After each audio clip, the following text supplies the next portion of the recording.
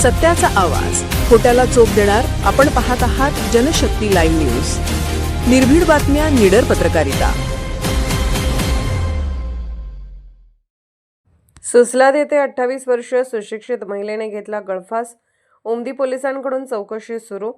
जत तालुक्यातील सुसलाद येथे 28 वर्षीय सुशिक्षित महिला कावेरी मलकार सिद्ध बिरादार यांनी राहत्या घरी गळफास घेऊन आत्महत्या केल्याची दुर्दैवी घटना घडली आहे.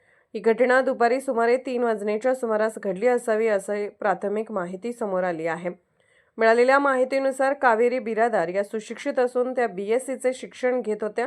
ते शिक्षणासाठी नियमितपणे ये-जा करत असत. त्यांच्या अकस्मात निधनामुळे सुसलाद गावासह परिसरात शोककळा पसरली असून नागरिकांमध्ये हळहळ व्यक्त केली जात आहे. घटनेची माहिती मिळताच सुसलादचे सरपंच व ग्रामस्थांनी तात्काळ उमदी पोलिसांना कळवले. त्यानंतर उमदी पोलिसांचं पथक घटनास्थळी दाखल झाले.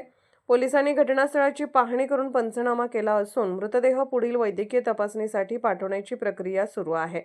आत्महत्येमागील नेमके कारण अद्याप स्पष्ट झाले नसून उमदी पोलीस विविध अंगाने तपास करत आहेत.